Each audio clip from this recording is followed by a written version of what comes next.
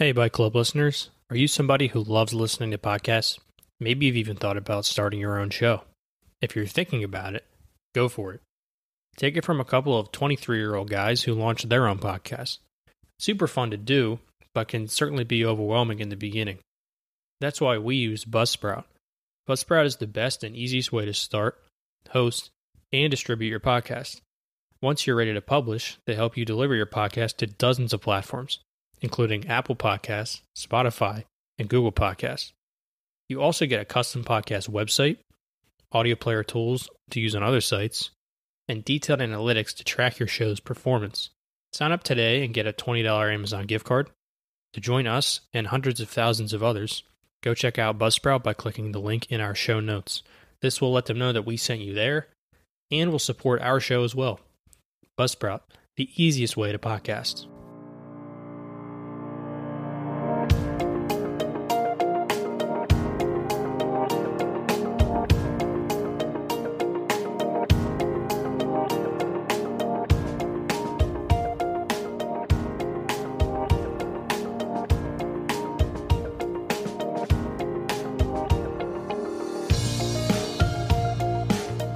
Welcome back to this episode of Byte Club.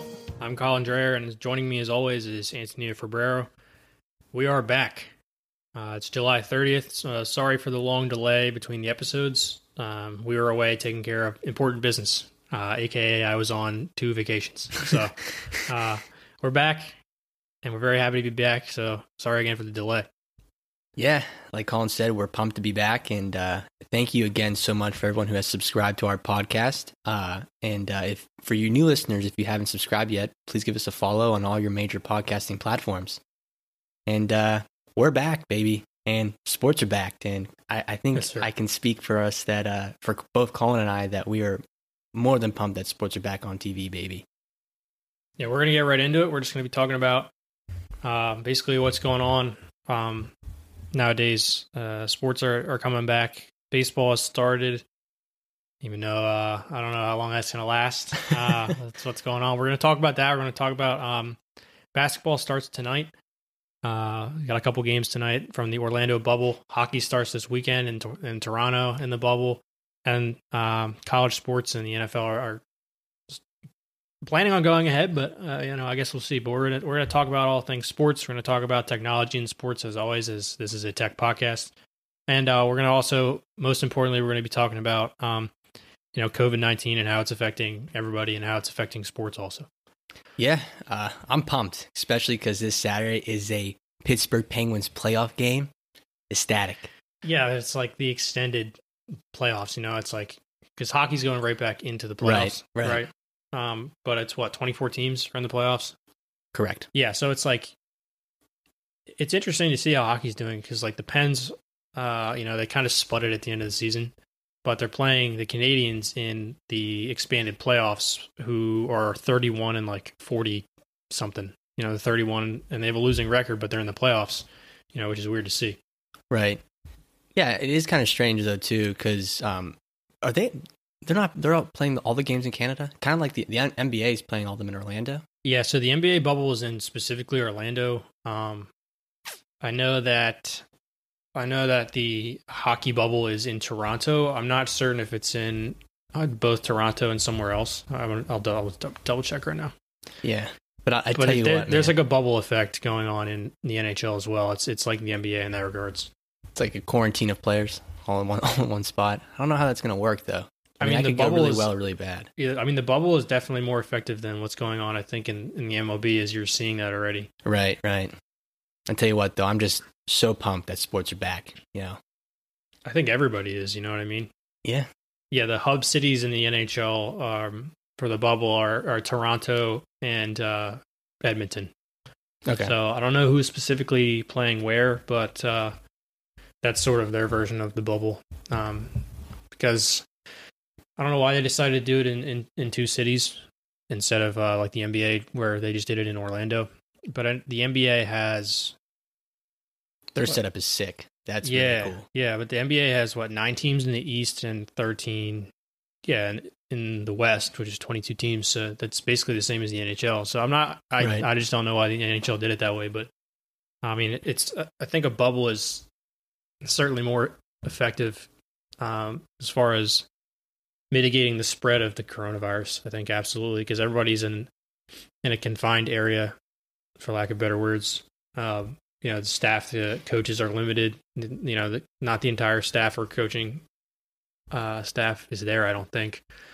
As far as personnel, that would be like, you've hundreds of members of personnel for the teams at each of their home games. They're not traveling. So I think it's been effective. Like the NBA, I don't think there's any positive tests anymore. I think, Woj and the ESPN and basketball analysts have reported that I think all of the COVID cases are gone in the NBA now. And I think it's probably the same in the NHL. That's cool. So that it's seeming to be effective in hockey and NBA, but MLB obviously is not doing that. Yeah, that's different because they're traveling. That's the other thing too, is it's got to be an extensive cost for these teams, especially in the MLB, to like travel and then do all those tests. Because I'm almost positive, don't they do the test before they get on the plane, and then also after they land, and then like before they come back home? It's a lot of testing. Yeah, I'm sure that's not cheap. Yeah, that's probably not cheap. No, I mean, like in Manfred, the commissioner of the MLB, was like, he kind of shrugged off what was going on with right, the Marlins and the Phillies now too. So like, the Marlins have, I think, upwards of like 18 or 19 players and personnel that have tested positive for COVID. And they were playing in Philadelphia. They were playing the Phillies in the opening day series, and they had a couple games in Philly. And after the news came out about them, the Phillies postponed their games. The Yankees postponed their games because they were going to go into Philadelphia to play. The Yankees and Blue Jays have just postponed their series because they were supposed to play each other. And the Phillies just announced today had one coach and one member of team personnel that tested positive for COVID. No players tested positive. So it was just two people of the staff that tested positive, which, it's impossible to say where that came from, but I mean, the Marlins were in Citizens Bank Park for that series, and, they had a huge outbreak of the virus. So it's one can assume that it might have come from them. But so the Phillies are indefinitely postponing their activities now too. So like nobody really knows what's going on with baseball. Yeah, but see, that's tough though, because like you postpone the games. Like if this thing extends over into like the fall, during flu season, as they're saying, like these people aren't going to play. Like it's almost like a waste of time and a waste of money and energy to like continue with this if like this is the case. Like at some, like I don't know if the MLB has things in place. This is okay. This is the threshold. If we reach this point, this many delays or this many postponements, then we're calling it a day. I don't know, because like that's tough. I don't know. Like that's a tough call because I think everyone as a society want to go back to normal, but at the same time, you want to make sure that those players are safe and that the staff is safe. That's a tough call. I don't know. It's going to be really weird. Yeah, I think Manfred's been so like the opposite of transparent. What am I trying to say? Shady, I guess. I don't know. He's been so like not straightforward, I feel like, with how they're doing it. And that might not be the right wording, but like, Adam Silver, the NBA commissioner, and the NHL, I don't know who the commissioner of the NHL is. Do you know the name of him? I do not. You're asking the wrong person there, my man. You know me. I can't remember my own name. I'm sorry, it's slipping off the top of my head, but like, they've been very transparent in how they're doing things, and the MLB has just been saying, for all of the negotiations of even having a season, like the Gary Bettman, Gary, yeah, love the name Gary Bunsen, baby. It was the negotiations with the Players Association and the MLB, like those were stalling on for so long because, like the MLB was saying like the players are only going to get like a certain amount of their salary, and the players are like, well, we're not going to play for that much. And, so that was going back and forth, and they finally agreed on a season. And then there were players saying, they didn't want to only play for like, they didn't want to play a full season. Some of them didn't want to play 60 games. Players are opting out. It's like, the MLB has sort of been like weird in the way that they're doing things, and now Manfred is saying, an article came out that had an interview with someone from the MLB Network, I think, and he was basically saying, like, we're not worried about it being like a terrible outbreak, but like the Marlins of their 40-man roster have 17 players that are positive for COVID. So like literally like in terms of an outbreak, like that's almost 50% of their 40-man roster has the virus. Right. And then a couple coaches and staff also have it. And I don't know what the hell they're going to do, because like part of the MLB rules is like eventually they trim the 40-man roster to the 30-man roster. You know how they do that for the full season? They trim down and then they add some for the playoffs. They have to trim from 40 to 30 or like 28 or something, but they only have 23 healthy players. So right. like, what are they going to do? That's what I think, like the IR, like that's what I'm curious about, especially with like the NFL, during this season. Let's just say that the NFL plays, which I think they will. Let's just say they play and, someone gets test positive for COVID. So immediately you're on the IR for 2 weeks. Mm-hmm. But like, what if, what does that affect your other players then? Because like if they say it's very highly contagious. So if one player has it on the O-line, we're going to assume that everyone on the O-line has it too, or has been contaminated too. So like, do they all have to go on the IR? Like, that's what I don't get. And like, in baseball is one thing where there's, they play a lot of games, you can kind of delay, maybe forfeit a game here or there. But with the NFL, like you have a limited number of games.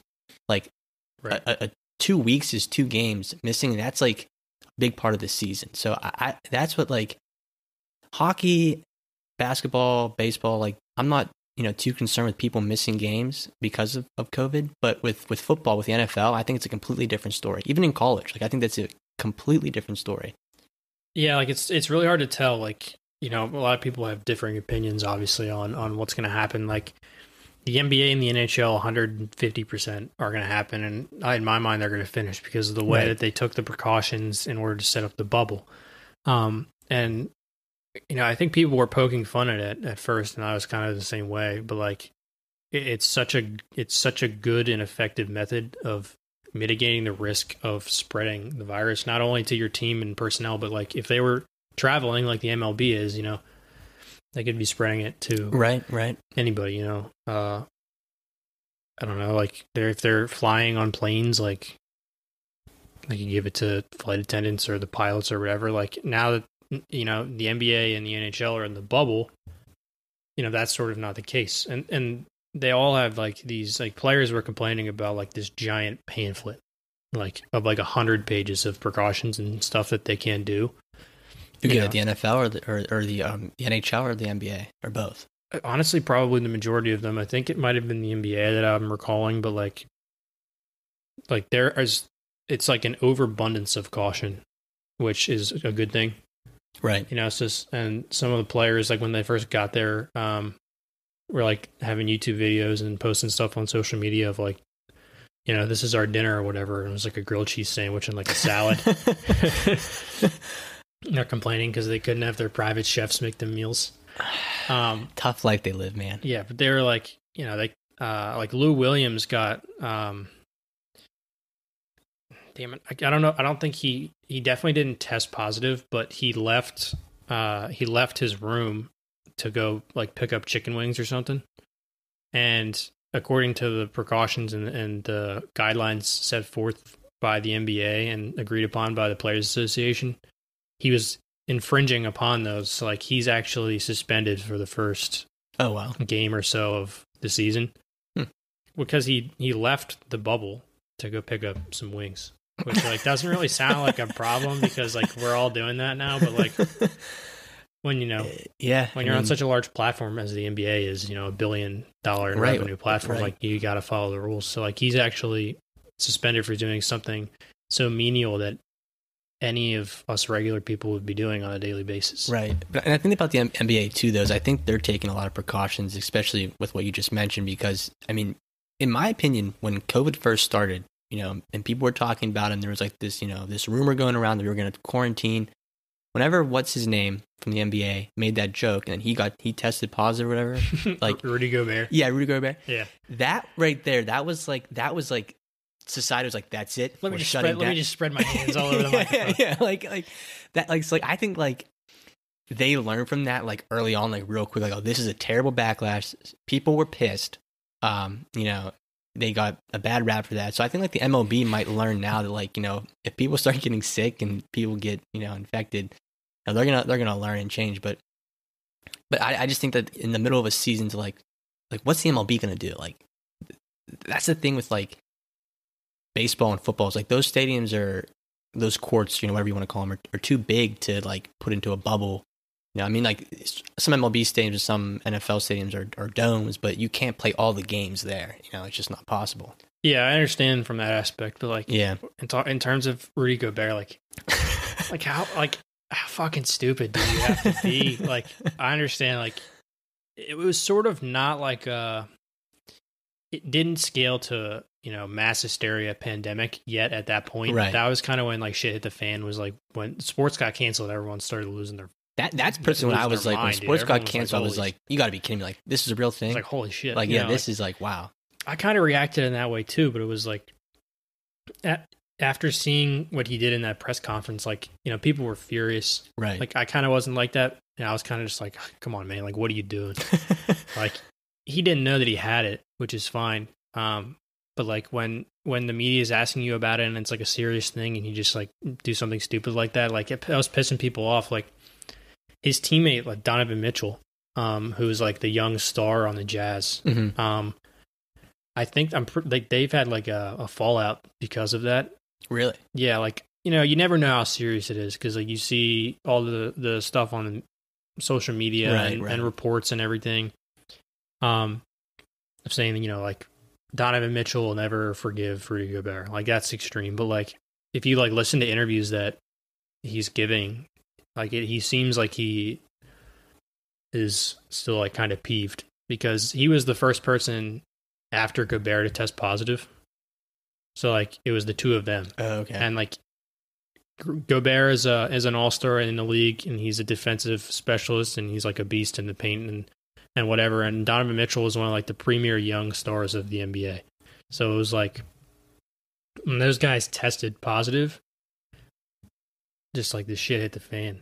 Like I remember I was at work because we were still going to work. Right. what a world we were. Yeah, you actually had to get changed and shower to get to the office. Bed and go to work. take a bus down to the city with just a bunch of 50 people packed into a stuffy bus. Can you imagine doing that now? So I was leaving for the day and I got onto the bus. I was talking to, you know, probably you or you know, our buddy Shane or my girlfriend or whatever. And I saw like Twitter was just like blowing up. And I was like, what's going on? And then, you know, I have some analysts notifications turned on for Twitter. So I was getting stuff, either tweets or retweets from these people, and it was like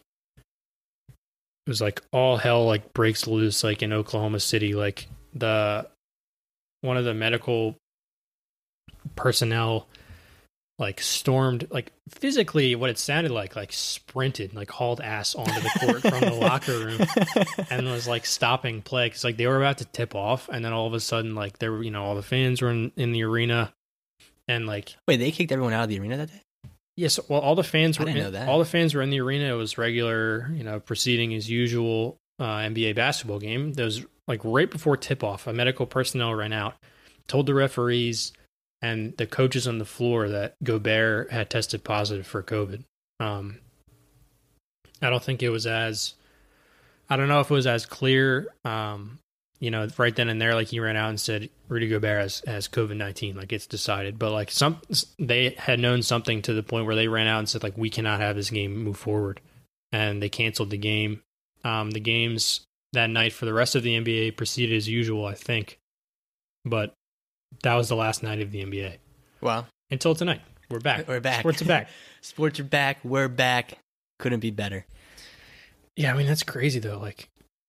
The MLB, like you said, you can't really have like a quote unquote bubble. Right. But like, what if you chose like, I mean, they're kind of doing that now, but not really. Like, what if you chose like, you know, like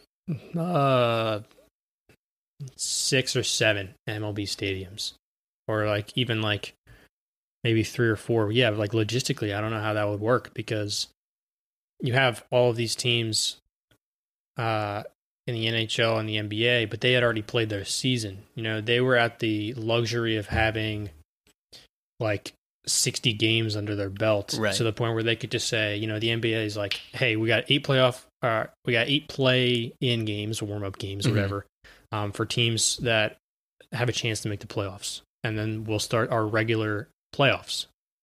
To my knowledge, the playoffs aren't being altered in the NBA at all. It's just going to be normal. In the NHL, they just went straight to the playoffs with this expanded version of 24 teams. The MLB hadn't thrown a pitch. Right. That's tough. That's tough. They didn't throw a single pitch. The season hadn't started, you know, so they can't be like, all right, 10 teams, here you go. We're just going to pick you and you're going to go in the playoffs. Right. We're going to put you in a bubble. We're going to have you play in Miami. We're gonna have the hotbed of COVID right now. No, we're gonna have you play in one stadium. You're gonna all stay in the same hotel. It's gonna be a bubble. It's gonna be like the NBA. You're gonna have this big list of guidelines. Right. They couldn't do that at the season. There were no games. Right. I tell you what, I got a solution what for are they the gonna MLB. do? Yeah. I know what they're gonna do. I'm gonna tell you. This is how we're gonna tie this bad boy into tech.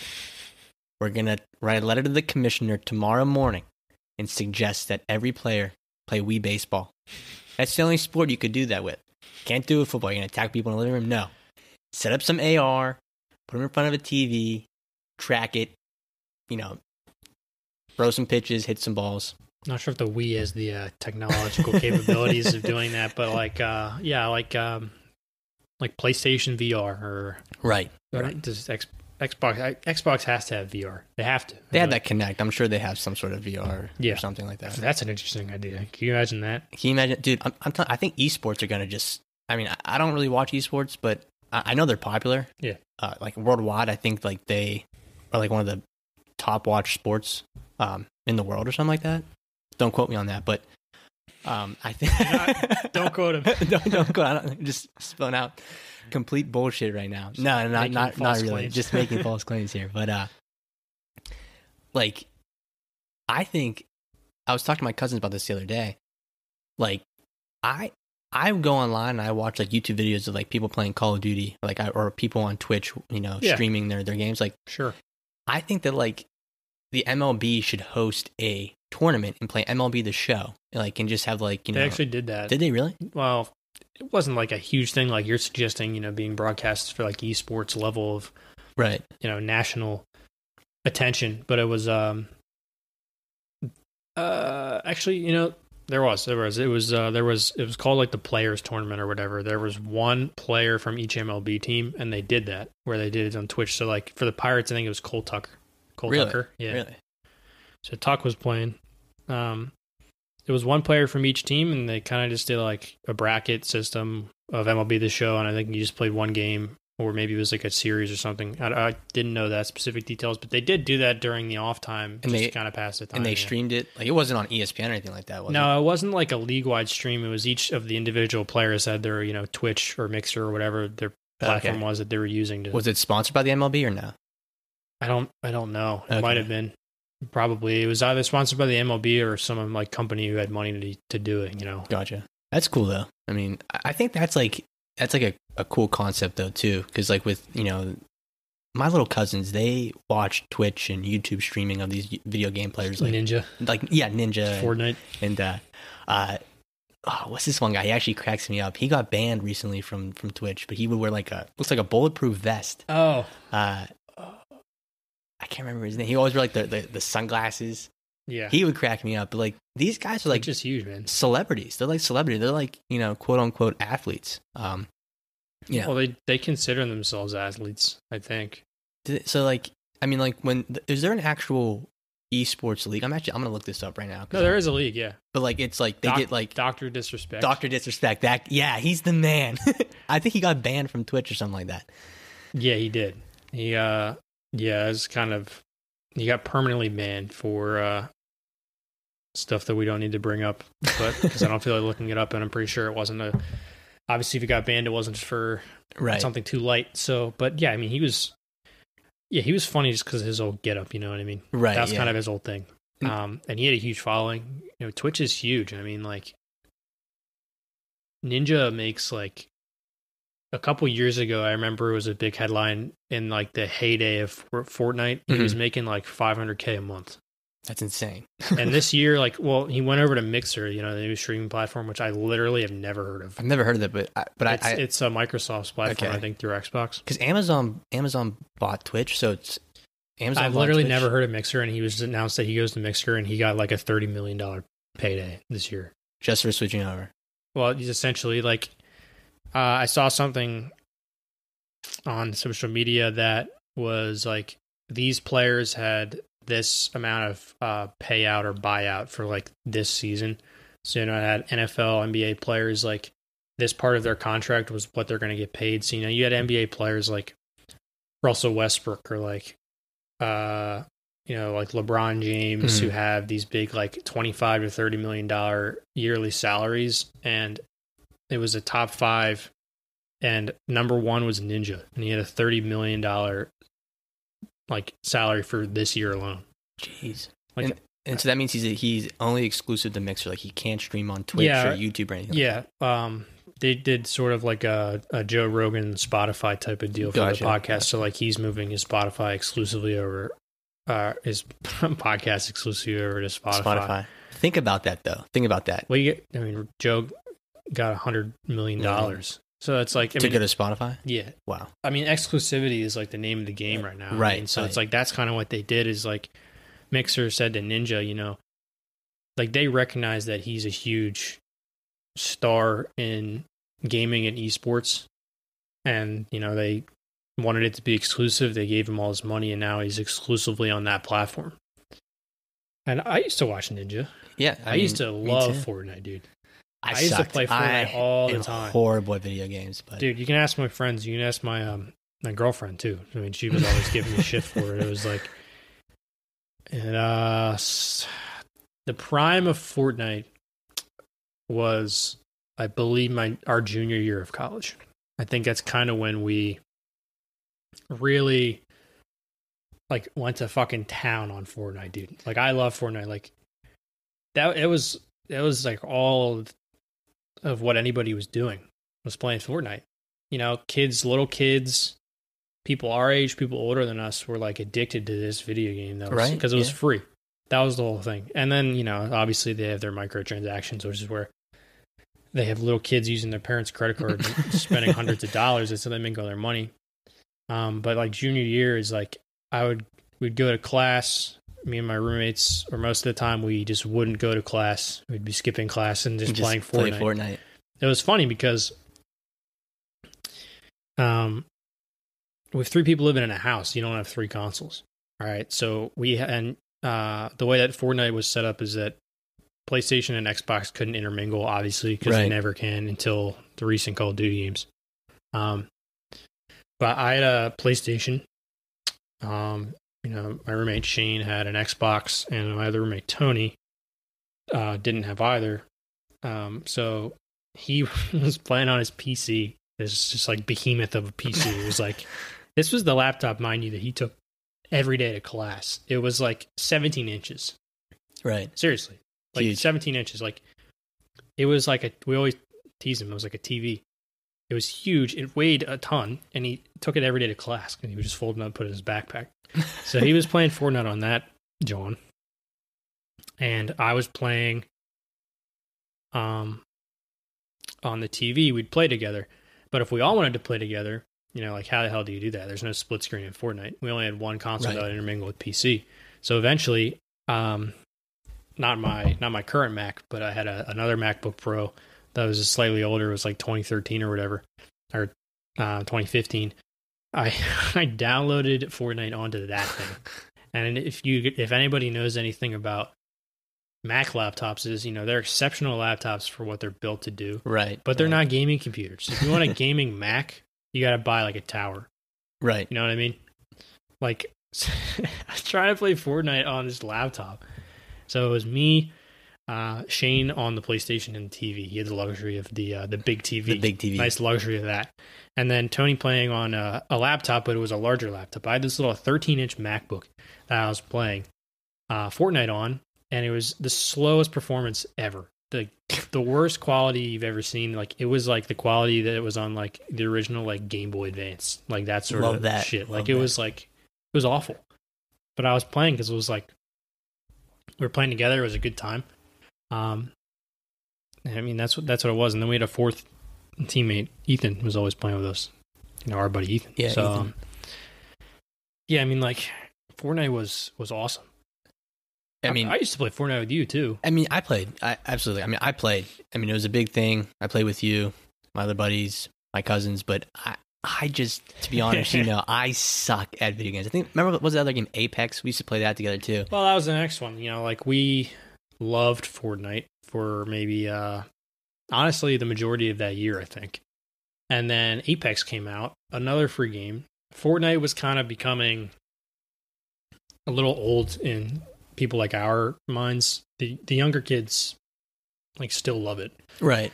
Because, you know, you have the emoting, the dancing, you have like they're bringing in movie characters and like artists and stuff, and like they're making the avatars in the game look like them. Travis Scott had a literal concert on Fortnite. What? You never saw that? No. He had a live, because you know they did all these like every time that a new season started, they did all these like events where like the pro streamers and stuff would have exclusive access, and they would go check that out. So it was kind of like that. He was like, you gotta look this thing up. Like, you got. He actually sang. He had a legitimate concert on Fortnite. Was it free? Yeah, it was for people. So like who were anyone could join that lobby. I think or so. Only 100 people. Like, how did they? It was a certain amount of people, I think, but it was legit. Like this shit was wild. It was like a Travis Scott concert on Fortnite. Like, but like they do. And I don't play the game anymore. I don't really like it anymore. But like, give credit where it's due. Like, an absolute exceptional job in terms of marketing and expanding their ideas. Absolutely. Like, it was amazing. Absolutely. Like the whole idea of like freemium software. The freemium. Yeah. Yeah. Who doesn't want to play a free game? You play it once, you hate it, you don't play it again. It's free. But if you love it, and then they have their microtransactions that suck you in. That's what they do. Yeah. Apex is similar. Played the shit out of that too. Apex was really fun. I like that because I didn't like the building aspect of Fortnite. I couldn't build and get to that thing. Here's the thing: when you introduced the PC gamers with the console gamers, that got tough. Significant disadvantage. The aim of a console gamer, unbelievable. I mean, it's easier. You got the mouse. I mean, you meant the PC or the PC. Yeah. I know you meant. It's like unbelievable because I'm playing on console. I'm like, yeah, like, you know, what's up, dude? Like, I'm just like I was playing it like it was a shooter game, first person. Right? It's like a Call of Duty or something like that. And, you know, you had the building. So, like, it used to be, I see you in the distance. You know, maybe I have, like, a sniper or something. I'll build a little 1x1. A little 1x1 square with a little ramp in the middle. Little doghouse. I'll peek my head out, and then we're engaged. You know, we're fighting. Now it's, I mean, it was a meme for a while. It was like, you know, like, shoots one time at PC Gamer and they have like a fucking fortress built up. You know, it was legitimately like that. Like you have the trackpad and the mouse, and you know, and you're using the keyboard, and if you want to build, like you can just go tick tick tick tick and just spin your mouse in a circle, and you have a thing built real quick. Like if you're on console, you have to click like 4 buttons, like 4 times. Right. You know, so it was like, you know, I kind of ruined it a little with the PC integration. But yeah, I mean, that's what the majority of the pro gamers are, is the PC though. PC, I mean, like, I mean, you have to be. I mean, the PC gamers are amazing. With their aim is like, you know, in shooter games, like like you said, is just phenomenal. It's not even fair. No, not at all. That's what, like, you know, when they had this whole Call of Duty with like the cross-platform, Xbox, PlayStation, PC all play together. Like I would think that those developers somehow like edit the code so that it's like the console gamer has to have more health, or, you know, faster reload time or something like that. Because there's no way that it's a fair game, you know, between a console player and a PC gamer. There's just no way.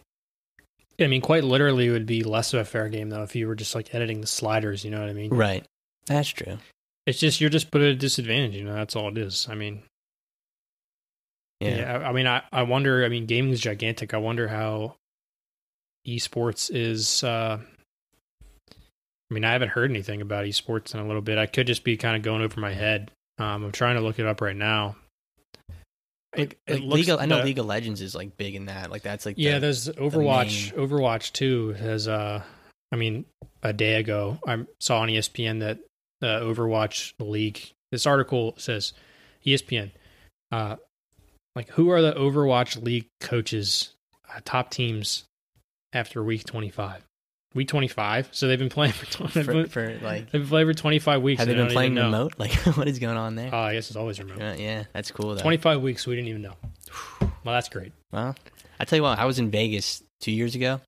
Yeah. And the Luxor Hotel, I think, or I might be saying that wrong, but they have an entire esports like section where like, that was when Fortnite was like real big, real popular. That's cool. They probably were holding. That's probably where the big Fortnite tournaments were. Is that right? That's correct. Yeah, I'm pretty sure. They had a sign up there that said like there was a tournament coming or something like that. So I'm assuming they have it there. Like $1 million purses there. Like the purse is like millions of dollars. Like I remember the kid who won that tournament. If it was there, that'd be pretty cool. He's like 15.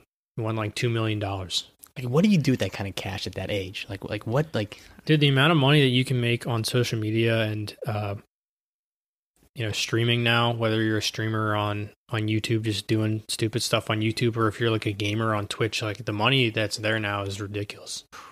Like that would have never happened like 10 years ago. No, not at all. It's a completely different world now. Like, especially with our generation and the generation, behind us, like the 9-to-5 job is not like, even with this whole COVID stuff now, the 9-to-5 job I think is going to go away. Certainly. Certainly it's different now. Like, the way that COVID's impacting the economy, especially, right. And, like we're lucky enough to still have our jobs. We both work full-time remote.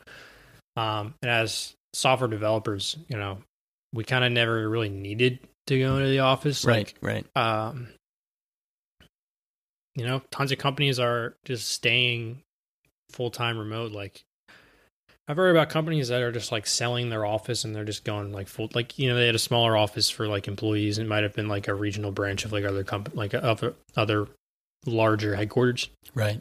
They're just getting rid of it and they're just doing full-time remote. It's going to save a lot of money. I think it's a smart move. I mean, just think about it. Like, especially like those larger corporations, like if your IT department, I'm assuming at normal corporation, I'm just estimating here, probably has anywhere from 4,000 to like 8,000 IT employees that can probably do their job remote. So that means you probably have like this gigantic lease somewhere in a city, suburb that, you're paying for all this office space that basically is not needed. So like if that's the case, it's just a huge business expense to cut.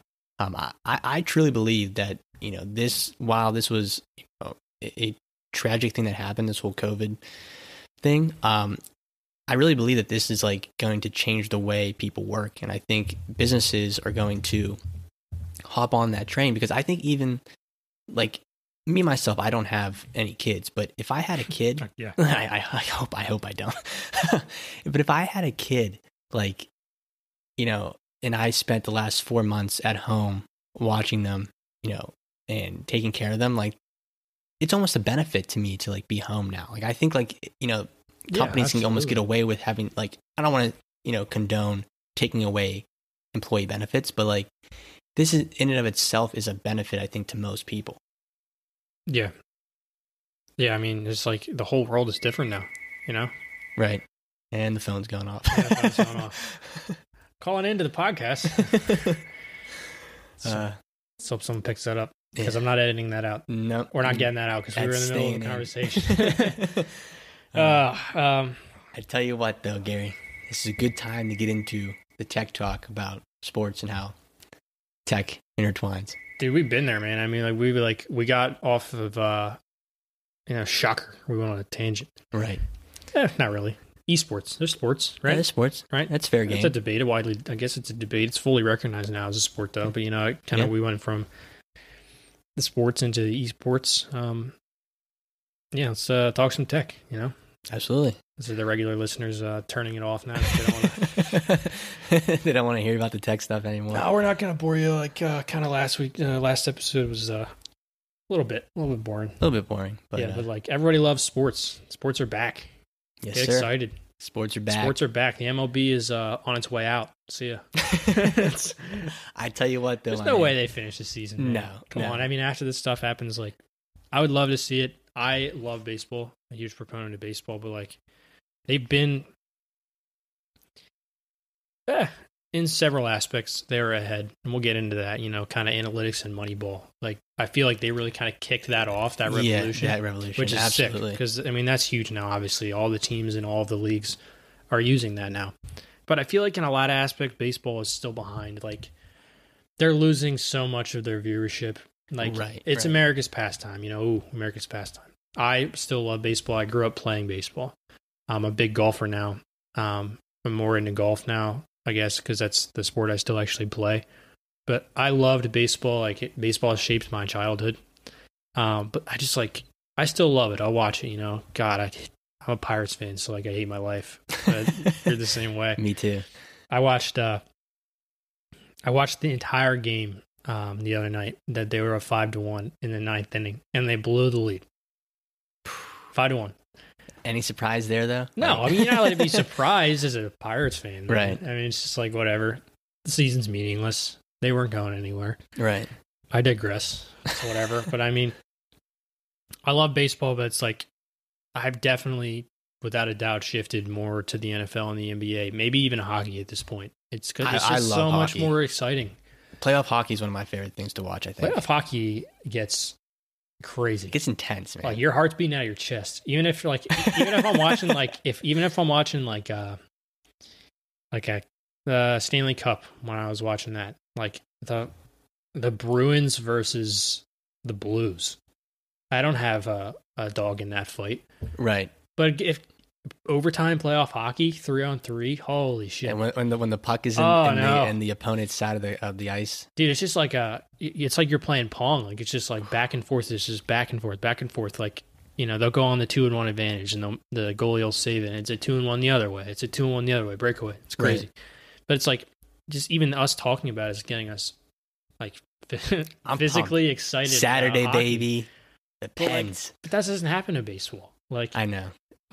Baseball is awesome, but it's like they're losing so much of their viewership. It's too long for some people to watch, like, especially nowadays, like, on social media, you're playing games on your phone. Right. Attention span of kids is so much lower now, I feel like. And it's like that baseball's not grabbing their attention. And it's, unfortunate. They're not watching it.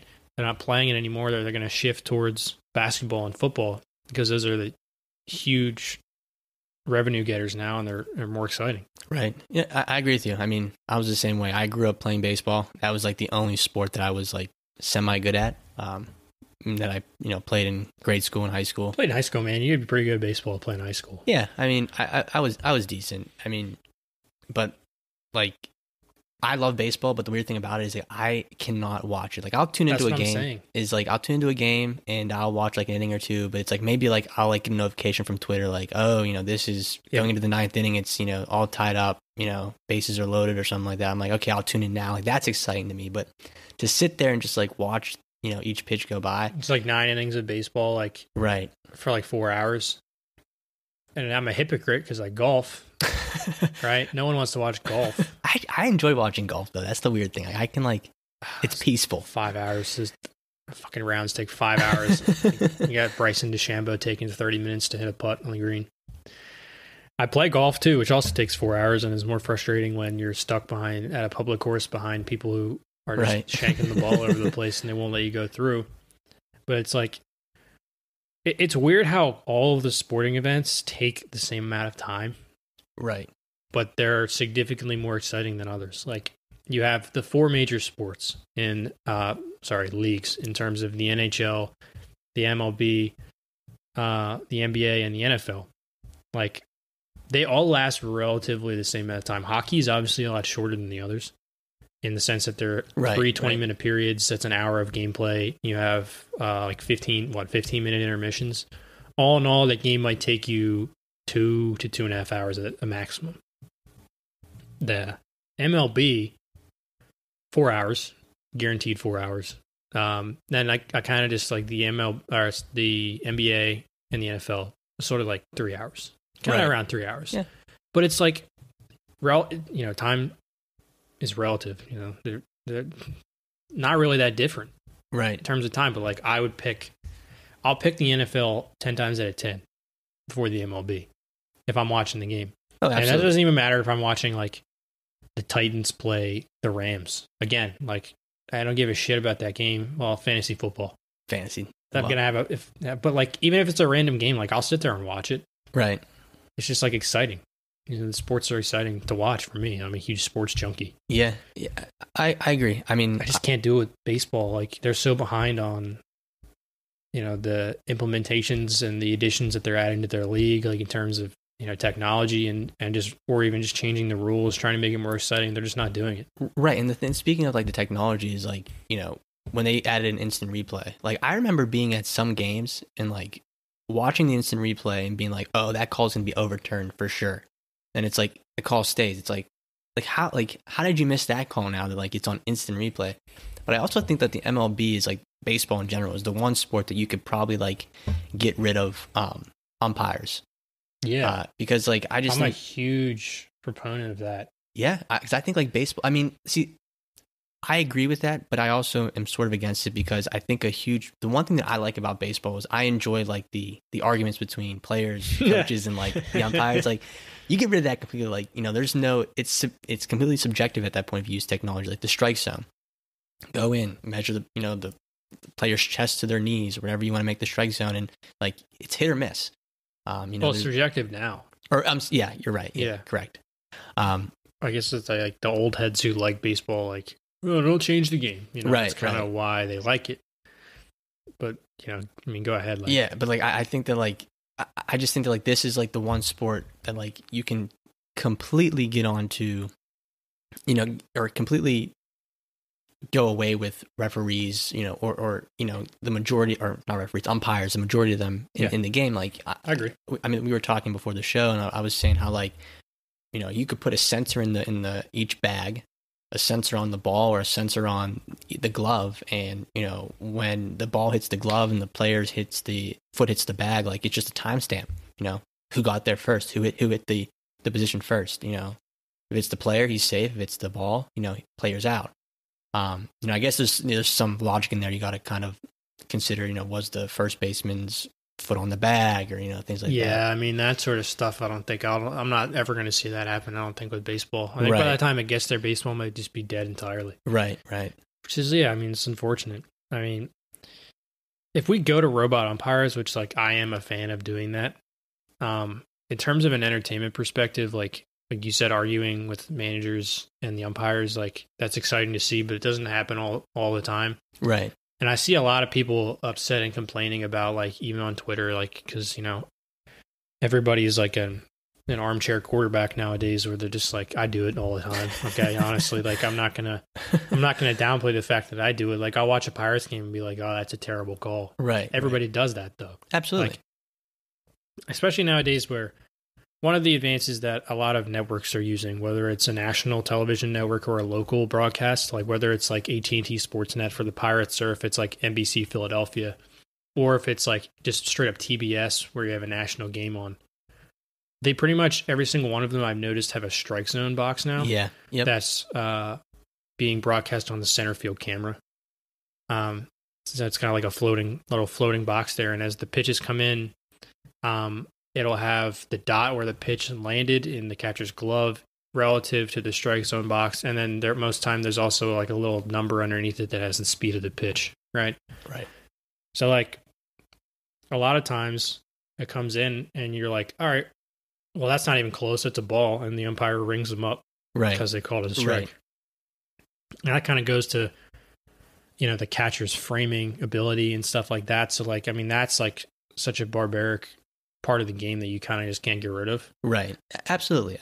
So it's like, where is the line? But like, I would love to see that as if not just the home plate umpires, like maybe not like get rid of them, but just like, I mean, what's the point of, like, what is the point of them being there? Like, I guess like a nice hybrid would be like, maybe like kind of ease into it would be like, you have the regular umpire, but like they're not calling balls and strikes, but that would be weird.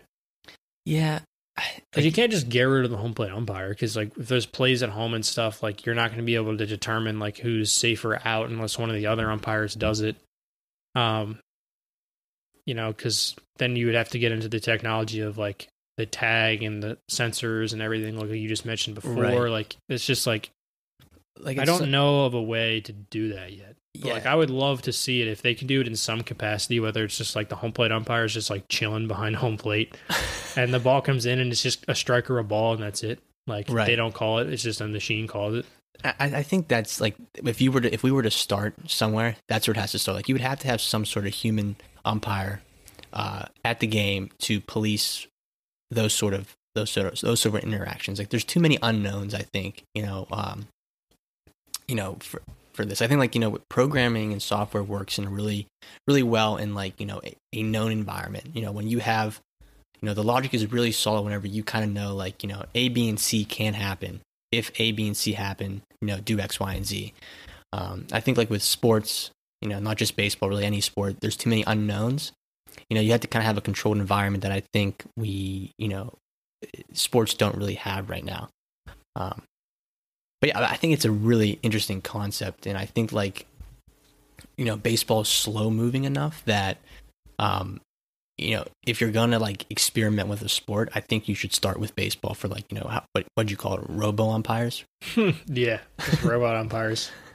I mean, like, yeah, like we're complaining about baseball a lot, which it is justified because people aren't really paying attention to it a whole lot anymore. Like I said, we still love it, but it's like we can't watch it because if you watch it, you're either bored, maybe it keeps you engaged long enough every 9 innings, like there's a run or something, and keeps you engaged. But a lot of the time, you find yourself, and you do this with all sports, like you're just like, oh, that's a terrible call, but like it seems so obvious in the MLB because every single pitch is dependent on being called a strike or a ball, right? And the umpire almost at least once an inning, I feel like, has just a terrible miss of a striker ball. And then, it's a disadvantage to your player, like your batters and stuff like that. So that would be something really wild if they implemented that. But like, if I'm not mistaken, they were significantly behind on the ability to use replay and challenges. It's, in my opinion, it's still terrible. Like I think they have the replay now, but like they don't like use it for them well. to put it into place just took so long. Like, right? Yeah, and they don't have enough angles in those stadiums. As long as I could remember, yeah, you're right. There's not enough angles. Yeah. As long as I can remember for watching the NFL, that was always part of the game. Was you have the replay and the ability for a coach to challenge it. The same with basketball since like the early 2000s. I'm pretty sure that's been a thing too. Mm-hmm. Maybe even longer. Well, there wasn't a challenge, quote unquote, in the NBA, but there was always the ability to go back for the referees to look at the play. So like there were rules in place where if it was a close call, the refs would get together kind of subjectively and go back and look at the replay. Honestly, like the coaches and players were challenging it without officially having a challenge. They were like just bitching and complaining. Like, hey, go look at that. Hey, go look at that. Look up at the Jumbotron. Like, technically, the referees are not allowed to look up at the Jumbotron to look at a replay unless they officially decide to go over to the monitor to look at a replay on the sidelines. But that was always in place. It wasn't like a technical challenge. So I guess if you want to, be a stickler and argue us technicalities with us, I think the NBA might have been after baseball in terms of having a challenge. Because I think last year was the first, year they had an official challenge in the NBA. So they do have an official. They have an official coaches challenge now. You get one per game. I think it might be 2, but that you have an official challenge now, and there's like certain plays that are challengeable and certain plays that are not. There's a whole different list of rules for that. But like replay, always in the NFL, always in basketball, always in hockey. There's a coaches challenge in hockey now too. Right. It was always there. There was replay like in tennis. Like tennis has a really cool system for replay, and the fact that they detect, if like you want to challenge a ball being in or out. Right. Like it's not up to the humans anymore. It's like they detect where the ball hits on the line, and that's what the challenge is. Right. Yeah, that's cool. I think like the NHL should do that with like the offsides. Yeah. Like, because you have that you see the news networks or the cable networks have the puck tracking thing. Like, I mean, there's definitely a tracker in that puck. Why can't you link that up to? Yeah, there's so many cameras everywhere. Yeah, everywhere. Like you got. But now they have the refs go and look, and it's like they have to check to see if the puck goes over the blue line before like the last player's skid or whatever. Right. But my point being is that baseball was just like it almost refused to put that part in the game. Because think about this, like you remember Galarraga, the pitcher for the Tigers, who had a perfect game blown on the last out of the game. That was bad. Yeah. By I don't remember who it was. The Buck goes like 14 or 24. What was it? 14 inning game, 24 inning game. Like it went to like 2 a.m. and that dude blew the call at home plate. Yeah, it was. God, I can't remember the umpire's name. No, I'm gonna slander him anyway. He's got enough shit from bad publicity. But like the dude had a perfect game. Never happens. He never got anywhere close to that before. Like after that either. It's like, and just such a definitive.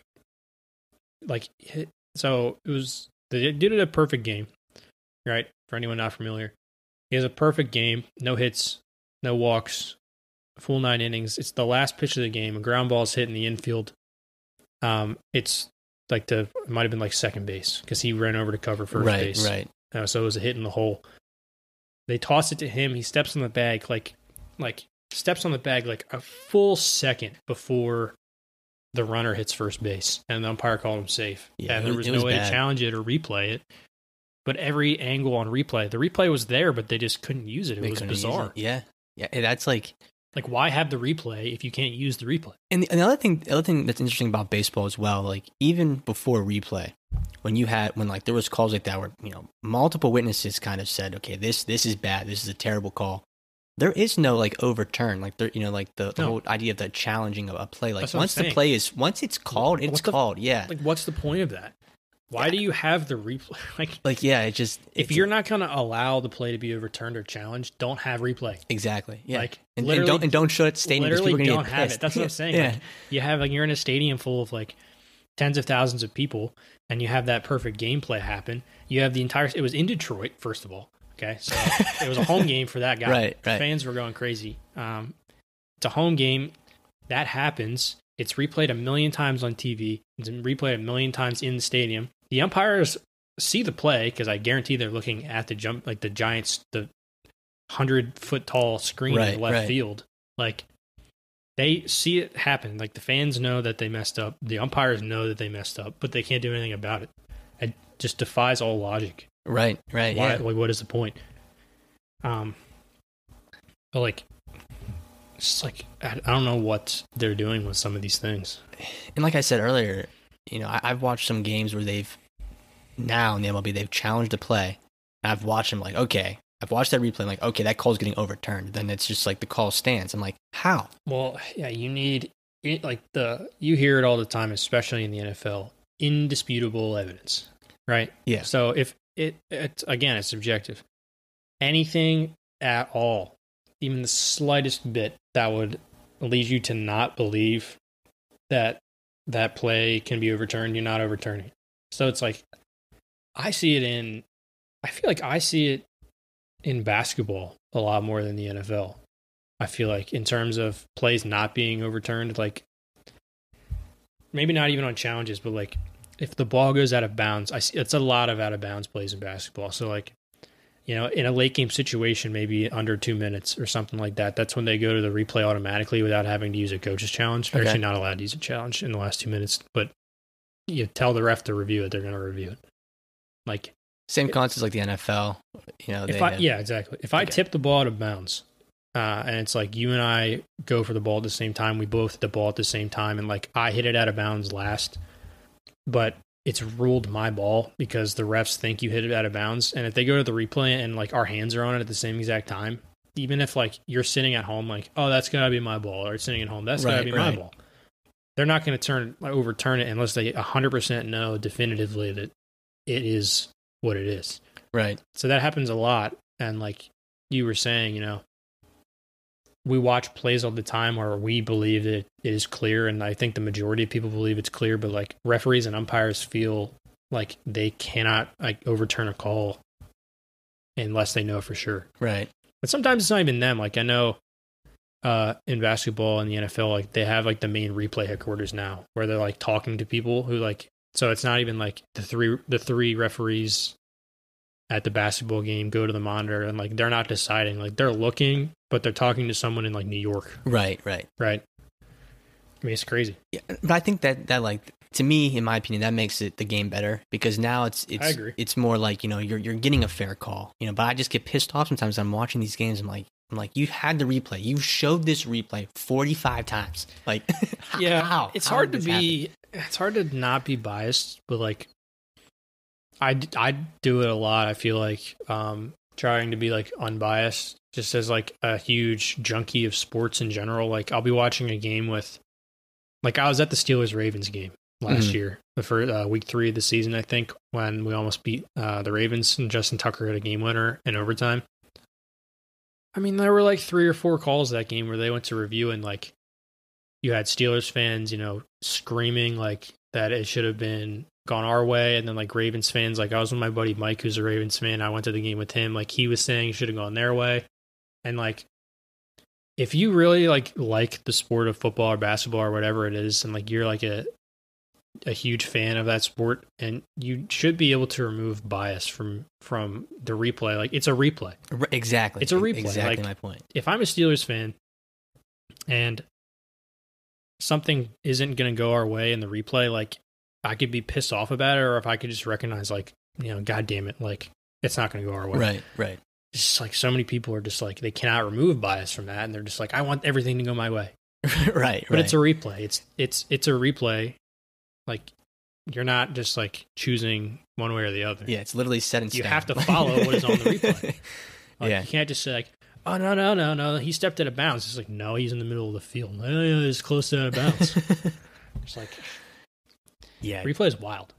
No, it is cool. Especially like, I just like personally, I think the NFL, their replay, like, you know, they've been doing the challenges for like as long as I can remember. Yeah, now they got that pass interference challenge that literally never works. Yeah, it's not once worked. Yeah, it's not once worked, and it happened because the Saints got absolutely screwed in that playoff game, right, with the non-call of pass interference. And now every time it gets challenged, they never overturn it. Right. Like, how many times would you estimate they actually overturned it? Like, there's a stat for that. I'm not going to look it up, but it had to be like 10%. Right. Successful overturn challenge. Right. Like, whether you're challenging for pass interference that was not called or challenging against pass interference that was called, like, they're afraid to turn it over. Right. Like, nope, that's our decision. We're sticking with it. Speaking of stats, I'd love to see the stats on, like, head NFL coaches and, like, their challenge percentage. Oh, I know for a fact that Mike Tomlin is like 0%. He's off at that. The worst challenges ever. Like, I'm like, why? Like I'm watching him. Like, dude, are you kidding me? Like, I can tell you from here. Like, who is your guy in the booth that is calling and say, yeah, let's challenge that play? Like, okay, are you kidding me? There's nobody's calling it. He's just doing it. He's gonna be like, oh yeah, I was just gonna challenge this one. Or it's like they challenge. Not just Mike Tomlin, but we're Steelers fans, so we're gonna call him Mike Tomlin. It's like he challenges it, and you're just like, shit. The second the red flag gets thrown out, you're like, damn it. You're like, why? Go see it. Just call the timeout. Just call the timeout because we're just gonna waste the timeout. Or then a play happens there, and you're like, challenge it, and he just doesn't challenge it. And there's been like points, like games that I've watched where like he's challenged a play, he's lost, and I'm like, dude, like we needed that timeout. Like, yeah, I mean, okay, yeah, we're just like ripping in Mike Tomlin, but you got me all fired up now. A lot of coaches do that type of stuff, right? Where they end up doing it at a not great time. They lose a timeout, and then the time management kind of eats them at the end of the game. Replay has just such an overpowering effect on the game now. Like, what was it like before replay? Like, what do you think? Like, well, we don't even know. Right. We don't have the ability to know that. People in the generation above us would know. But, like, what was sports like sports before replay? Right. Or even, like, with whenever cameras weren't that good and, like, you're watching it on TV, you know, when it was, you know, grainy and blurry. Yeah, grainy and blurry. It's like, you know, like now, like I like these HD TVs and cameras are so good. I'm like, I can like tell you, oh, that's a fumble, you know, or you know, oh, that's offsides. You know, like I am curious about that too. God, we get so greedy nowadays, man. Right. I turn on a channel and it's not in HD. Like, like where I'm at my girlfriend's house or something, like her dad is like 70 years old. So like they'll turn on their 60-inch HD television and not watch the channels in high definition. And I'm just sitting there like, why is this not in HD? Such like a spoiled problem to have. Right. You know, I want to watch this NHL game in like the highest of definitions. Yeah, 4K. So like I like stream it on Reddit or something, and it's kind of like a shitty quality. And I'm just like, why is this not HD? Well, it's because it's an illegal stream on Reddit. That's why. Right. Yeah. But you know, I tell you what, I know we've been giving some sports and especially baseball a hard time. We've been talking a lot about baseball. Yeah. But I tell you what, you know what I miss most about not having like actual in-person games, like being able to go to the stadium to watch baseball, is the hot dogs and the cold brews, man. The hot dogs. Let me tell you, the Gary, cold brews. The top 5 sounds in the world, baby, is a cold beer. Top 5 sound in the world, baby. That was going to be so loud. Right. You put that right into the microphone. I know, baby. Top 5 sound in the world. Well, the way that you said it, like this, the way that you said it phonetically, you said cold brew. I thought you meant like coffee. Oh, I could crush some coffee too. It's like, where the hell I like my coffee where the hot, hell are you though. getting a Starbucks cold brew at like the PNC Park? PNC Park. They have Dunkin' there now. Or they have that. They might have Dunkin' there. They have Chicky and Pete's there now. That really? Philly-based, the crab fries. Oh yeah, the crab. Okay, they're crab fries. That's a Philly. That's a Philly thing. Oh yes. The first one started in Philadelphia. Yes, I would be remiss to say that. Otherwise, my girlfriend would kill me. She's a big Philly fan, right? Oh, she's from there. Oh right. Yeah. Right. I always forget. I live in the Pittsburgh bubble. We were just in Philly. Well, I was on my one vacation. I was handling business, is what I meant to say. We were down in New Jersey. On the way back to Pittsburgh, we stopped in Philly, snagged some cheesesteaks. There's nothing like it. I've never had an actual Philly cheesesteak. Dude, it's honestly worth the drive out there to just grab a cheesesteak. Oh my God, it's so good. And you get it with onions and whiz. What's whiz? Cheese whiz?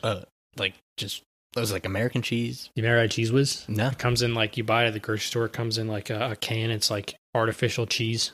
It's like you take a big scoop and it looks disgusting, and then you put it in the microwave and it's like melted, like almost like nacho cheese. Oh, okay. But it's fabulous. Fabulous. Philly cheesesteak, amazing.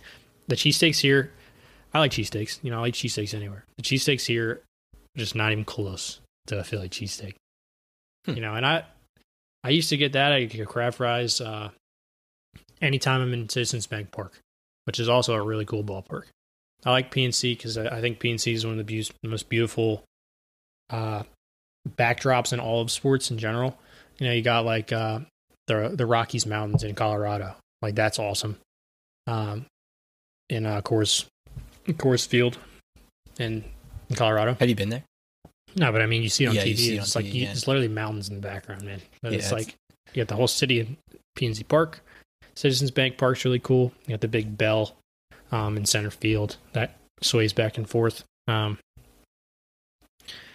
I mean, it's just like, I do miss going to games, whether it's baseball. There's no basketball team in Pittsburgh, which is upsetting. We should try and get a team out here. I know. Used to have an ABA team out here in like the 70s. The Pittsburgh Condors, I think is what they were. That was my called. grade school's name too. They were terrible. Yeah, were they? Yes, they were. They got disbanded. They were so bad. I mean, but they there's no basketball team out here. But I used to love going to Pens games, Steelers games. Awesome. It's a whole different thing. Like, are we ever going to get back to that? I know, dude. Are we ever going to get back to that? Like, or just tailgate. Like, I'd love to tailgate too. Like, I would go on Sundays down to the Steelers I'm sure games and just tailgate. I mean, you can still do that. You think they're going to let people in the parking lots though?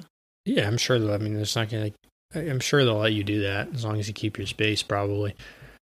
But there's no way there's going to be fans allowed in the games. Right. Which sucks because the Eagles play the Steelers this year. Oh. Yeah. That'd have been a cool experience. I was going to go. I don't care what the tickets were. I was going to go. I mean, you can still buy tickets, but I don't. Right. I don't know if they're actually going to let people in. It's like, I'm going. If I'm allowed to go, I'm going. Like, I don't really care. Like, dude, that'd be awesome. I'm sure they're going to do. They would do COVID, you have to sit 4 seats away from somebody or something like that that's not in your party, but like what are they gonna do with season ticket holders? Like the NFL, those season tickets are not cheap. Well, you guys are season ticket holders for Pitt football, right? Yeah. Have you heard anything? Yeah, so they have not officially announced what's going to happen, but they have sent an email saying that in the event that the season is canceled and there's no fans, that they are going to you have 2 options. You can get your money refunded for that season or use it as a credit to buy season tickets for the next season. But then I'd probably just ask for my money back because I don't know what that credit for next season. Like, okay, what if the ticket prices go up? I'm not going to like use that credit and then, just give me a free season for next season. Like, I don't know. Yeah, I mean, I'm a season ticket holder for Pitt basketball. I literally haven't heard a single thing about this upcoming season. I feel like college sports just might not happen. I mean, you already the ACC in general shut down pretty much all of their sports besides the main revenue getters, which like basketball and football. So, it's like Pitt being a volleyball school, Our volleyball team is lights out. Nasty, they're good, man. The season's canceled, right? Is it actually? Yeah, I mean, well, the ACC canceled all sports besides football and basketball. When are they a spring sport? Volleyball? Yeah, or are they a fall sport? Or they're both?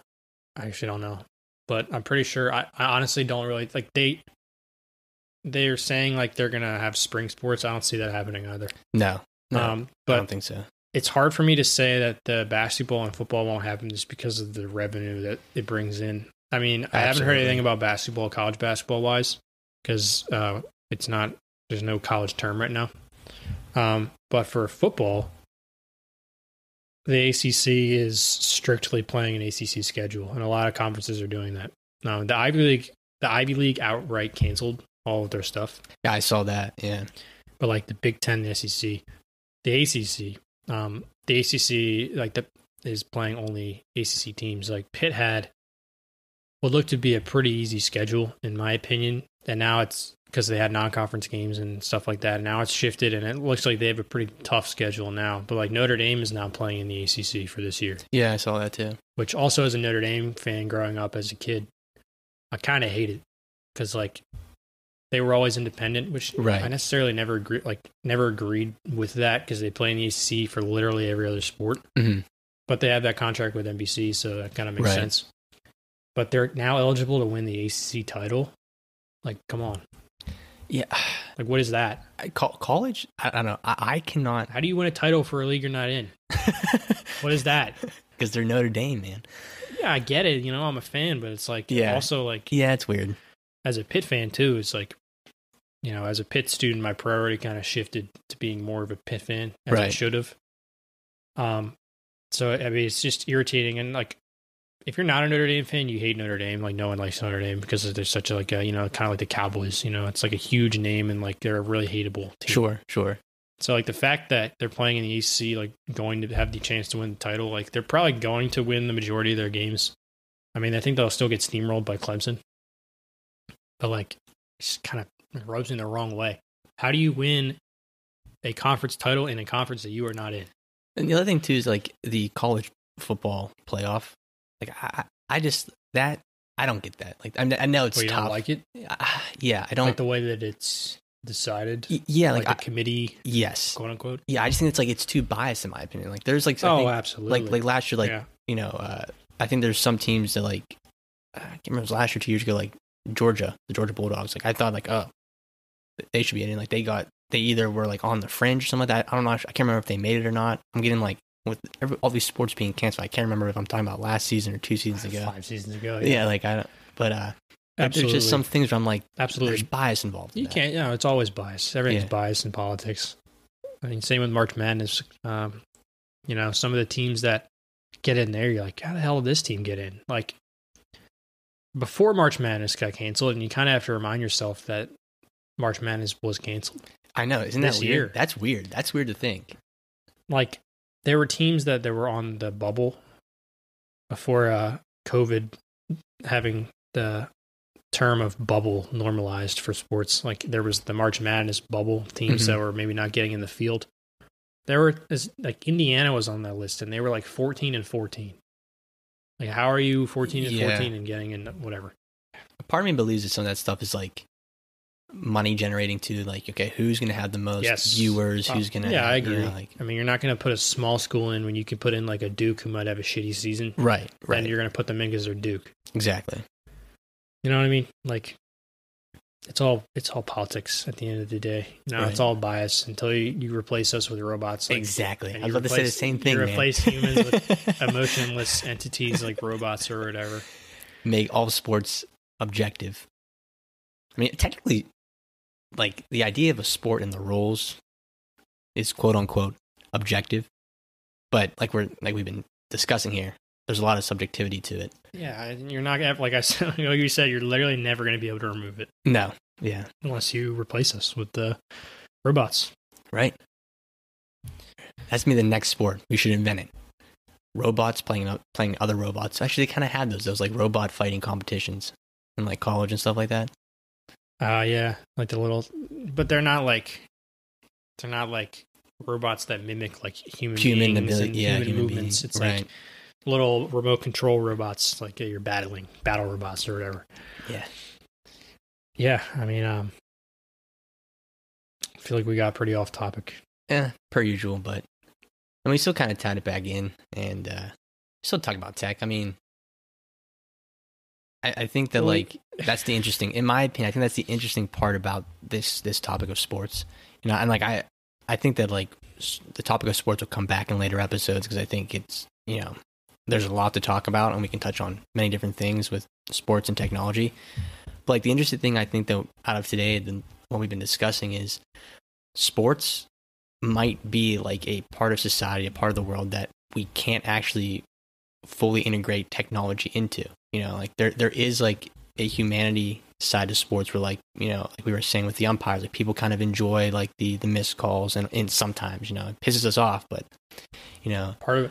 Yeah. Part of the game. So it'll be interesting to see what the future does with sports and technology.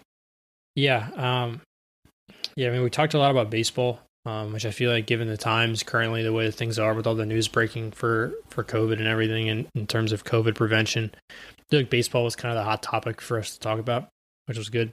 I mean, we're going to have a lot of future shows about sports probably anyway. Hopefully have some more guests on and stuff. So we could probably talk about, you know, the other sports like hockey and basketball and football. You know, football's down the road. So, I mean, we'll get into that later. Just like one last thing I wanted to talk about is we were just hammering baseball into the ground for so long. And we kept saying, you know, like, oh, here's one thing positive about baseball, but we never actually got to it. Right. We briefly mentioned it, was the way that they kind of introduced analytics into sports. Yeah. Like, everybody knows the Brad Pitt, Jonah Hill movie of Moneyball. But to a lot of people who might have seen that movie, I feel like they don't like truly understand how big of an effect it played, not just on baseball, but like all sports. Right. Like, it's a lot of famous scenes from that movie, in the sense that, you know, they were trying to quote unquote, like buy wins. Now, the traditional term of buying wins is like maybe something the Yankees or the Red Sox are like a high profile team with a large salary cap and budget has, is like buying in the best players. That was the opposite of what they tried to do, is they were trying to buy players who fit their algorithm in the model that they built.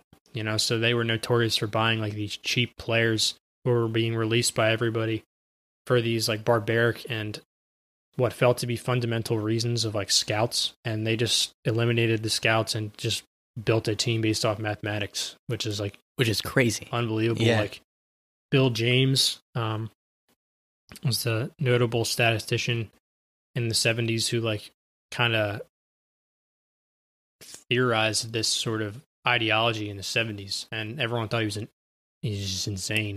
No one took him serious.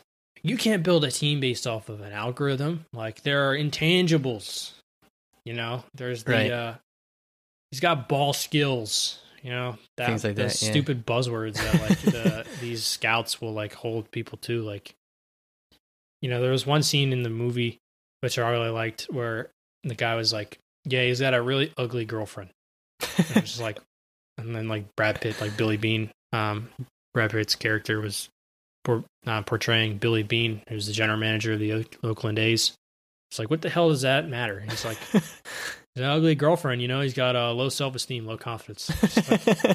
Just like plug it in as a number. It's like, there's no way that actually maybe happens a little bit, but like, if that's like, it just kind of showed the barbaric nature of how, some scouts evaluate their players and their talent. Right. Like, and now all teams are doing that, like in all sports, like they're looking at sabermetrics and analytics on specific shots, like in basketball and like football, like what's the percentage we convert in the red zone on this play? Right. 'Cause you see a lot of people now, like the highest percentage play is to go for it on 4th down or to like go for 2 in the red zone or something like that. Or, well, obviously in the red zone, go for 2 after you score. Or basketball, like it's like honestly a better percentage shot for you to take a 3-pointer than for you to take a mid-range shot. Really? Yeah. So like, I mean, the effective field goal percentage, I don't have the stats in front of me, but like it might be like higher, just like flat out to take a mid-range shot than a 3. Mm-hmm. But for the value that the additional point of a 3-pointer adds, like that weighs into the algorithm in terms of if we take so many 3s a game or we hit this percent of 3s, we're going to win the game. So like, I know the Rockets, the Houston Rockets, as of a couple years ago, like the last several years, they've been the team that shoots the most 3-pointers. And you think of Golden State, like Steph Curry and Klay Thompson Right. and Kevin Durant, like the 3-headed monster who just like they're amazing and they're amazing at shooting. They don't even shoot as many 3s as the Rockets do. Because the way the Rockets are thinking of it is we're going to play small ball basketball and we're going to just chuck up 3s. They're attempting like 50 3s a game. Really? 40 or 50 a game. Is it? I don't watch the NBA that much. Is it like they're doing well? Like were they? Yeah, doing well? they're a contender every year, but like for other reasons, like I don't think they play a lot of isolation basketball, and kind of one-on-one, lots of dribbling because they have James Harden, and he's known for being able to play iso ball. I don't personally feel that that's a successful way to win basketball games. So like they are a contender every year. They get deep into the playoffs, but they've never actually won anything.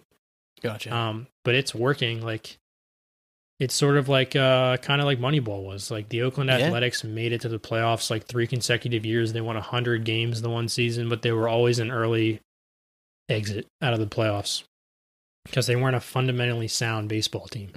Right. And like with the Rockets, I kind of feel the same way. Like they're chucking up 3s, they're playing small lineups, but like at the end of the day, like if you have even though the 7-foot center kind of doesn't have a place in basketball anymore if they can't shoot, like at the end of the day, like if you're playing a small lineup and you're just chucking 3s and like they're not going in, like you're not going to win. Right. You know what I mean? So it's like these advanced analytics are in basketball, football, hockey, all kind of maybe because of Bill James and what he did in the 70s. Right. I mean, but that's really cool though, because like I know like even in high school, when I was in high school, I played baseball.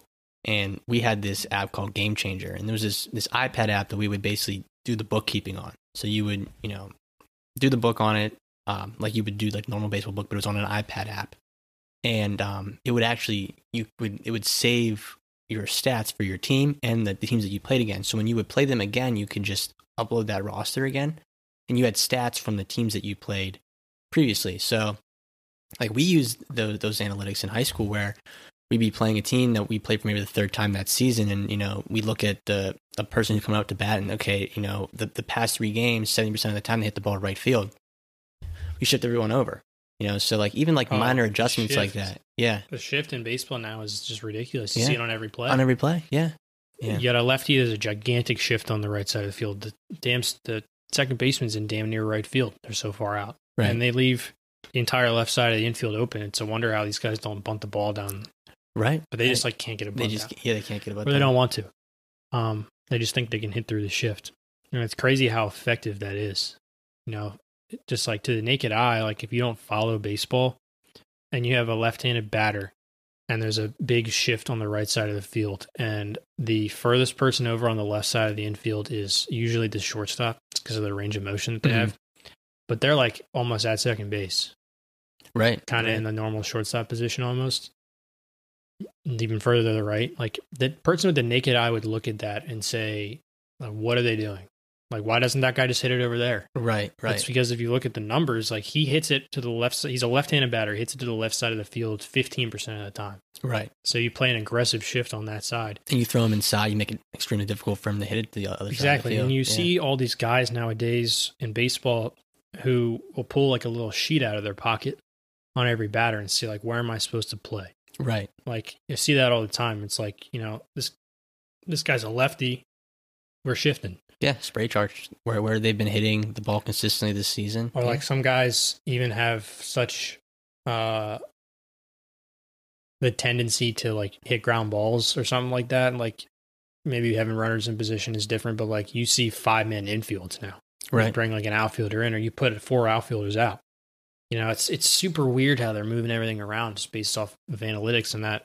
Right. And the interesting part about all that stuff though too, that, at least to me, is that these players, these batters, they come up and they see the shift. But like they still hit it into that, it's like they can't help it. It's like almost like a mental game at that point. Like, like it's like you're in their head, Yeah. The numbers don't lie and it's in their head. It's like, hey, hit it. I dare you. I dare you to bunt, or I dare you to hit it over. Yeah, you're basically saying like, I dare you. Go ahead. Like, tip my cap. You hit it that way. Good for you. That happens in like, even like playing pickup basketball. Like if you just get in someone's head, like, and they're like missing their shot, like you're standing right in front of me. Let's say the 3-point arc is like right here. Mm. I'm standing right in front. You're not hitting anything. I'll just take 3 steps back and be like, go ahead, shoot it. And then if you do, like, go ahead, shoot it. I dare you. And like, I'm in your head. Like, you know, it's the same thing. It's the same effect. Like, I'm letting you do this. Like, if you're able to do it, good on you. More power to you. But I know you're not going to do it because I have the numbers to support it. To support it, exactly. Yeah. I'll let you shoot. You're not going to make it. And then it looks like, I'm playing the numbers. Right. It's a numbers game. It's what it is now. Sports is a numbers game. Absolutely. And we have baseball to thank for that. Bill James to thank for that. But it's just a shame that they're so behind in a lot of other things. Like they changed, I feel like, the landscape of sports forever. But they still have the threat of being the first major sport to die out. Right. It's really weird. Yeah. Like how can you revolutionize all of sports in terms of just the way that they're thought about and played out, and you're still dying? And the other thing, to go to that part, the thing that I find so interesting is the amount of money they bring in though each year. Like some of these contracts they get paid, these players. Oh yeah, I mean the players, the Mike Trouts and the Mookie Bettses of the world are getting $400 million contracts for 13 years. Yeah, it's unbelievable. But just like think about if they were kind of they're not growing. Like in terms of percentage wise, like the growth that the NBA and the NFL have had year by year, I don't think the MLB is doing that anymore. Yeah, I think you're right. That they're still growing. They're probably always going to grow. Sure. Over time. But they're not having like giant bursts of growth like the NBA and the NFL have had. Like the NBA before Michael Jordan was a dying breed, Right. Magic Johnson and Larry Bird kind of helped that out. But Michael Jordan came along and this phenom, this superstar on a global scale, was in movies and everything. And the NBA just like shot up and now is in every country across the world. Right. Like baseball is still kind of like that, in a lot of countries, but it's like, I just feel like it's not the same way. Like baseball stars aren't huge stars like the NFL and NBA stars are now. Right. Absolutely. No, I agree with you. Like you saw Kyler Murray, like he could have gone and played in the MLB, but he wanted to play in the NFL because he got drafted number 1 overall and has this huge stardom. He would probably make more money in baseball. Now with sponsorships and everything, being the number 1 overall pick, it's hard to ignore the fact that not only you get all this notoriety, but like he'll probably make the same amount of money, but like pure salary wise, he's probably would have made more in the MLB. But like can't blame him. Like he wanted the stardom, Right, right. And as a quarterback, it all runs through you. Exactly. And the other thing too is that like baseball, like in college, you're talking about college, some of these college football players, the minute they become a freshman and, enter onto the field, they're stars, they're celebrities, baseball, college baseball, while some schools it's a big to do. It's not like that. I personally can't name you like the best college baseball players currently, Nope. I can't either. I mean, the Pirates are tanking for one of them. I know that. Yeah.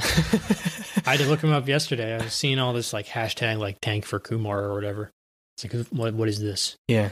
But it turns like the pitcher from Vanderbilt who's going to be the number 1 overall pick, right? So it's like, that's what we're saying is like you said, even from freshman year, like, you know, this guy is a stud. Right. You don't know that in baseball because it's just not popular as much, you know. Like basketball, Zion Williamson, right? Mm-hmm. You know, freshman year, one of the biggest stars, drafted number 1 overall. Like, he was a superstar in high school. Like, Drake was wearing his high school basketball jersey. Yeah. Who the hell? Like, who does that? When does that happen? Like, I LeBron James was the last time that happened. The one outlier that I guess is Bryce Harper, though. Like, I knew about him in high school. Like, he was a big to do. Yeah, he was a big deal. But it doesn't happen a whole lot, though. Right, it happens almost every draft class, I feel like. Yeah. Now, obviously, the Bryce Harpers, the LeBron James, the Zion Williamsons, that's never going to happen. That's like a generational type talent. Sure. But even if it's not a generational type talent, you always have that, like, this guy's just going to be the next big thing.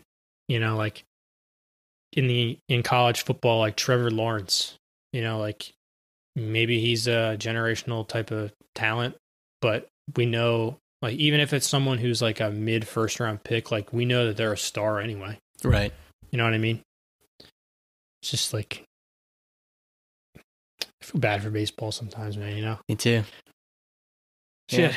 Well, that was, we talked for a while there. How long has it been going? At least an hour. More. Hour. We're at hour 30 right now. Should probably wrap it up. Yeah. You know? Cool. Got places to be. I gotta get home. I gotta watch some basketball, man. Oh, nice. It's 7 o'clock. Gotta go watch some some NBA. The NBA's back. I had some food. But yeah, I mean, we're super excited to be back. Same with sports. Yes, sir. We miss sports. Everyone miss sports. I think it's certainly going to help us get back into the swing of things in terms of getting our podcast going back, and also getting kind of back into like regular life. Right. Yeah. You know, we're in such a abnormal time right now for everybody. I think sports is going to help some people out. It's obviously not even remotely close to the scale that we would like it to be in terms of, you know, sports are coming back. Like, not everything is back to normal, and it probably won't be for a while. But I think it's going to help us out in a lot of ways. Everyone be sure to stay smart and stay safe, and we'll talk to you next week. Thank you. Yeah, thanks, guys. And if you like the show, please remember to subscribe and follow us on all your favorite podcast channels. Thanks again. All right, peace out. Thanks for listening to today's episode of Byte Club. Please make sure to like, share, and subscribe wherever you listen to your podcasts. Also, be sure to go to www.atsapllc.com/byteclubpodcast to support us and help us create great future content. Until next time.